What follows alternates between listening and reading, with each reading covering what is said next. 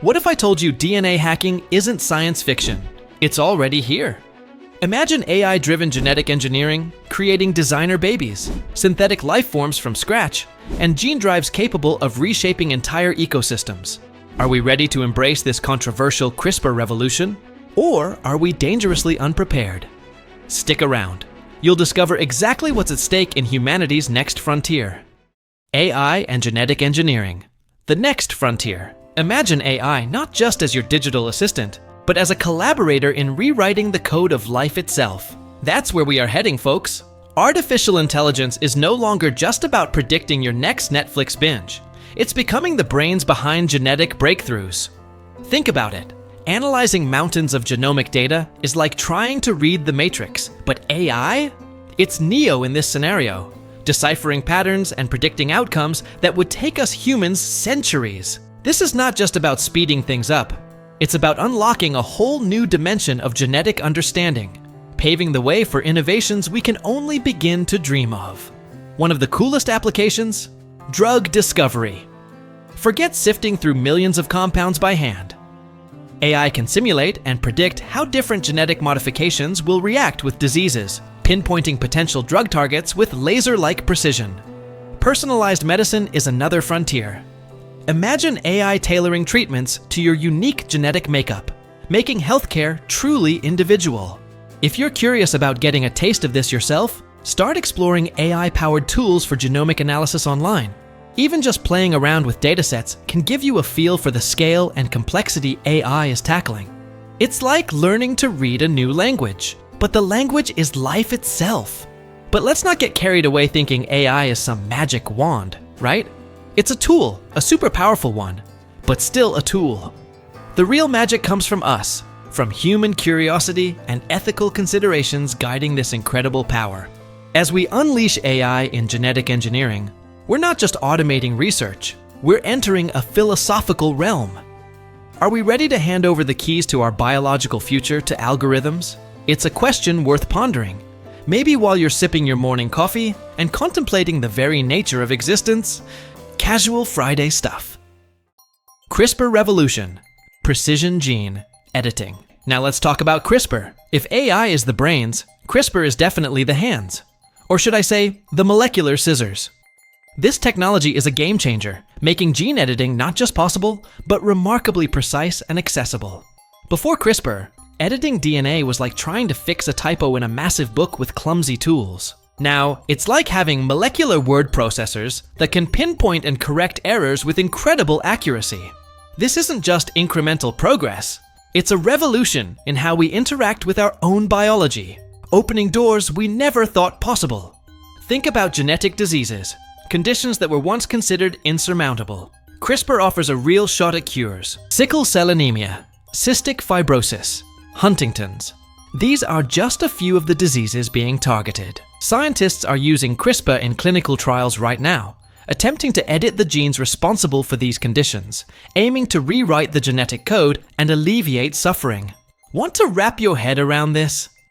Check out documentaries on CRISPR, or read up on the latest clinical trials. It's not just science fiction anymore. It's happening in labs and hospitals around the world, offering hope where there was once despair. But with this newfound precision comes responsibility, right? CRISPR is so powerful, it's almost like giving everyone a gene editing kit. The ethical implications are huge. Are we ready for a world where gene editing is commonplace? What safeguards do we need to prevent misuse? It's a bit like giving everyone the power to rewrite history. Exciting, but also a tad terrifying, if not handled with wisdom and foresight. Maybe it's time to dust off those philosophy books alongside those biology textbooks. Just a thought. Designer babies and human enhancement. Designer babies. Sounds like something straight out of a sci-fi movie, doesn't it? But with genetic engineering advancing so rapidly, the concept is becoming less fiction and more, well, a very real ethical dilemma. Human enhancement, going beyond just treating diseases to actually improving our traits, is on the horizon. We're talking about potentially selecting for intelligence, athleticism, even aesthetic features. It raises some seriously profound questions about what it means to be human and what kind of future we want to create. Imagine a world where parents can choose specific traits for their children. Sounds amazing? Maybe. But what about the societal implications? Could this exacerbate inequalities, creating a genetic divide between the enhanced and the unenhanced?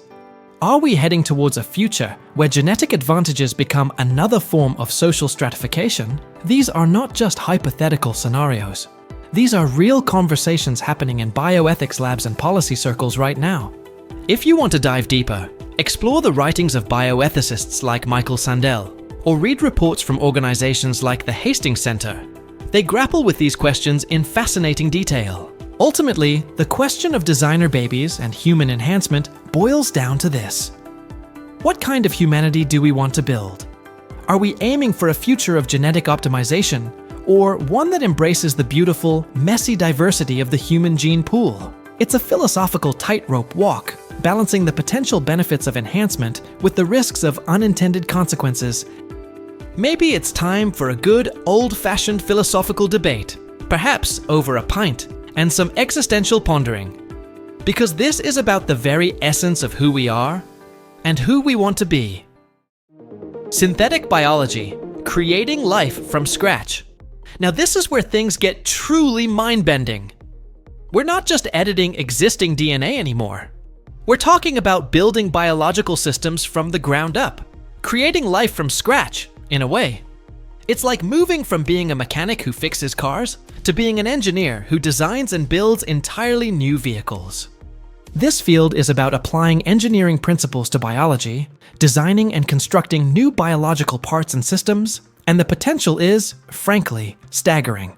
Think about creating biofuels that are far more efficient than anything nature provides, or engineering bacteria to produce life-saving medicines on demand. Synthetic biology is pushing the boundaries of what's biologically possible. Imagine factories powered by living organisms, producing everything from sustainable materials to personalized pharmaceuticals. Want to get a sense of this? Look into the work of labs like the Broad Institute, or read publications from journals like ACS Synthetic Biology. It's a frontier of innovation that's blurring the lines between biology and engineering, and it's happening right now in labs around the globe. But, and there's always a but with such powerful tech, playing creator comes with immense responsibility.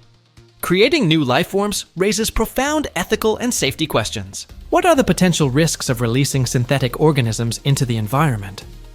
How do we ensure these technologies are used responsibly and ethically? It's like giving ourselves the Lego set of life itself. Incredibly fun and powerful. But we need to make sure we're building responsibly, not just for the sake of building.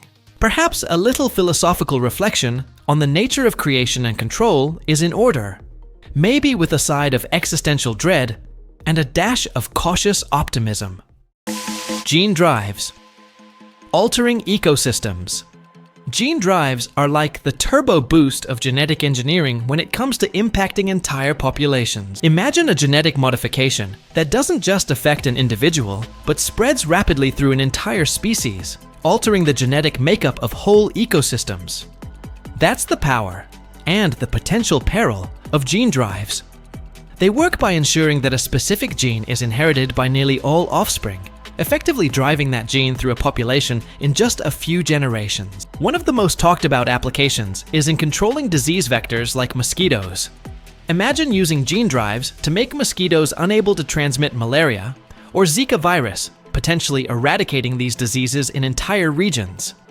Or consider using them to control invasive species, restoring ecological balance to threatened environments. To see the potential impact, research projects like Target Malaria, or read articles about gene drive applications in conservation. It's a technology with the potential to solve some of humanity's biggest challenges, from disease eradication to ecological restoration. However, and you knew there was another however coming, altering entire ecosystems is not something to take lightly. The ecological implications of gene drives are complex and not fully understood. What if a gene drive has unintended consequences, disrupting food chains, or creating unforeseen ecological imbalances? It's like playing dominoes with the entire biosphere. One wrong push, and who knows what might topple. This is a technology that demands extreme caution, rigorous testing, and extensive ethical debate. Maybe it's time for us to become not just brilliant scientists, but also wise stewards of the planet, contemplating the interconnectedness of life while nervously eyeing that first domino. DNA hacking is no longer science fiction. It's our reality. Now that you understand the incredible possibilities and ethical challenges, how do you think genetic engineering will shape our future? Are we truly ready to handle this power responsibly?